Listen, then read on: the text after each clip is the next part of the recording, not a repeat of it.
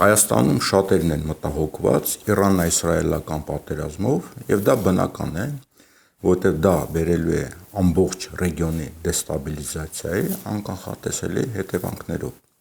Հիմնական հարցադրումը այն է, թե արդյոք Ադրբեջանը Թուրքիայի հովանավորությամբ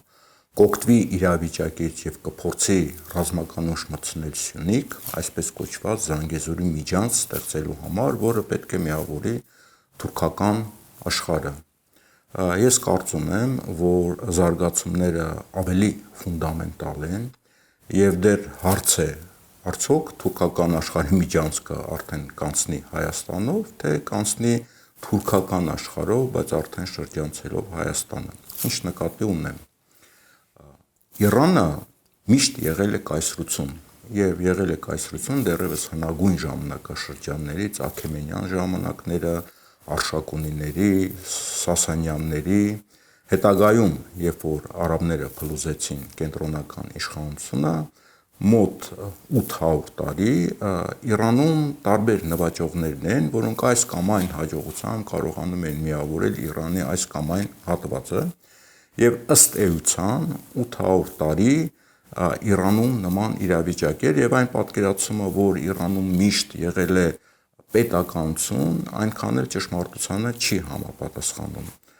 Ինչևէ 15-րդ դարի վերջին կարողացավ Իրանը միավորվել շիզմի գաղափարի վրա ի հակակշիռ Թուրքիայի Օսմանյան կայսրության, որտեղ արդեն խալիֆներ էին եւ նրանք սուննիների խալիֆներ էին եւ այլ պետություն ստեղծելու համար պետք է լիներ կրոնական խնդիր եւ Իրանը կարող էր միավորվել միայն հակասուննիական, այսինքն շիական գաղափարի վրա։ Ինչ որ այ է, մինչև հիմա Իրանը շարունակում է մնալ կայսրություն, այսինքն այդ կայսրությունում ապրում են տարբեր էթնոսներ, տարբեր կրոնական խմբեր։ Եվ ի տարբերություն մասնավորի սովետական միության Իրանում չկան նման կազմավորումներ, ինչպես հանրապետություններ էին։ Ինչի համար եմ սա ասում, որտեղ սովետական միությունը նույնպես կայսրություն էր, այդ կայսրությունը նույնպես փլուզվեց եւ փլուզվեց բավականին խաղաղ եղանակով, որտեղ այդ հանրապետությունները իրենք պետական միավորներ էին, իրենց ամբողջ պետական կառուցվածքով եւ հնարավոր էր շատ հանգիստ բաժանվել, իհարկե մի քանի խնդիրներ եղան, դա Հայաստանի Ադրբեջանի մեջ լոկալ կոնֆլիկտեր այդ մեծ տարածաշրջանի համար եւ աբխազա-վրացական, օսական վրացական այդ կոնֆլիկտները, որոնք ֆունդամենտալ ազդեցություն ունեցան այդ հզոր մեծ տարածաշրջանի վրա։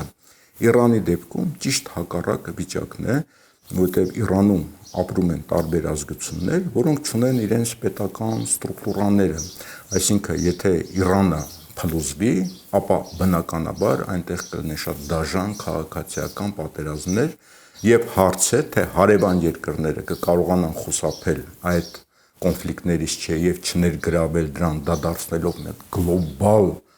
աշխարհաքաղաքական մեծ կոնֆլիկտի, թե ոչ։ Եվ շատ վտանգավոր էր Միացյալ Նահանգների եւ Իսրայելի ղեկավարների հայտարարությունը, որ իրենք կարող են գնալ այն ճանապարհով եւ վերացնել Իրանի հոգեվոր առաջնորդին Ռահբարին, այսինքն Իրանի իշխանության գլխավոր լեգիտիմ կենտրոնը եւ այդ լեգիտիմ կենտրոնը վերացնելու դեպքում ապա կարող են լինել հենց այն ամենավատագույն զարգացումները, ինչի մասին մենք խոսում էինք։ Եվ նաև կարևոր մի ասպեկտ Իրանի հոգևոր առաջնորդը դա հոգևոր առաջնորդ է, հա, եւ հնուց մի պատկերացում կա, որ հոգևոր առաջնորդներին եւ միապետներին չեն լիկվիդացնում, որովհետեւ միապետները նույնպես Աստծո օծյալներն են եւ իրենք նույնպես ունեն հոգևոր նշանակություն։ Եթե այս սցենարը գնա, որ վերացնեն Իրանի հոգևոր առաջնորդին եւ գլխավոր լեգիտիմությունը կրող ինստիտուտը, ապա Իրանը հենց այս սցենարը կարող է մտնել, ուղղակի մի քանի օրինակներ բերենք։ Բնականաբար, եթե կենտրոնական իշխանությունը փլուզվի, ապա հարավում բելուջները, ազգային ազատագրական ապստամբություն կբարձրացնեն եւ այնտեղ միշտ է այդ անհանգիստ վիճակը եւ այնտեղ կան համապատասխան կառույցներ վերլուծական, որոնք այս գաղափարը առաջ են տանում, ապա դա նշանակում է, որ Պակիստանը նույնպես պետք է հետևություններ անի, որ այնտեղ ավելի շատ բելուջներ են ապրում եւ առաջանում է հարց Պակիստանը պետք է մտնի Իրան, որպեսզի վերահսկի բելուջներին, թե ինչ որ ձևի փորձի ստեղծել մեծ Բելուջիստան, այսինքն մասնատման գնալ, որը նշանակում է, որ նաև փուշտունները մի քանի տասնյակ միլիոն նույնպես կհետևեն բելուջների օրինակին եւ ելի այնտեղ կրոնական եւ էթնիկ տարբեր խմբավորումներ կան։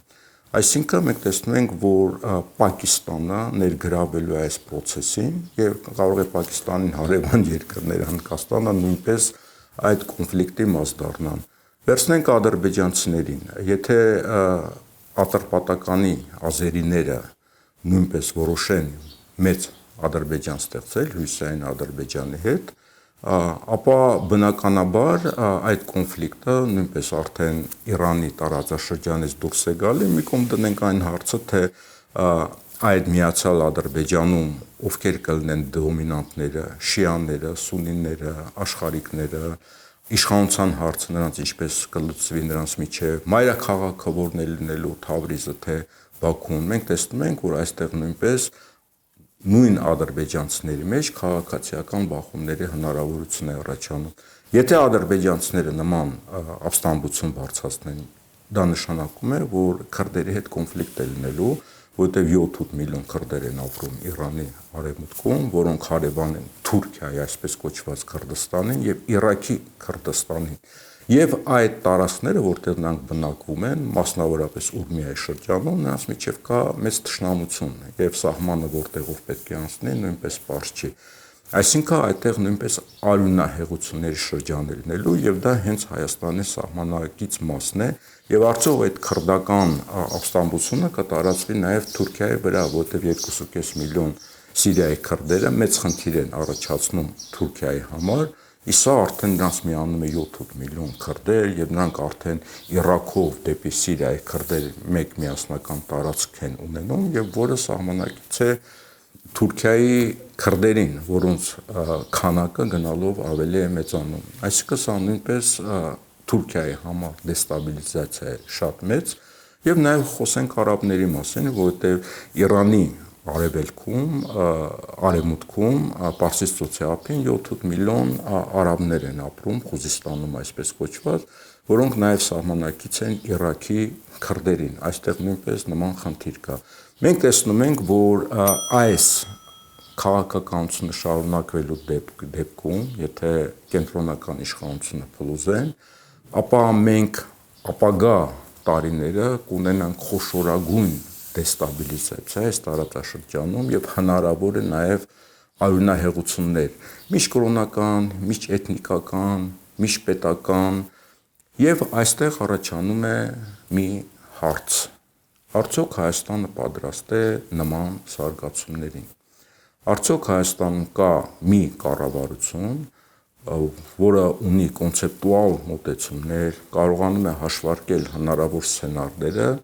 եւ այդ սցենարներին ինչպես կարող է դիմագրավել, այսինքն պետական կառավարման խորքային մոտեցումներ կա, թե չկա։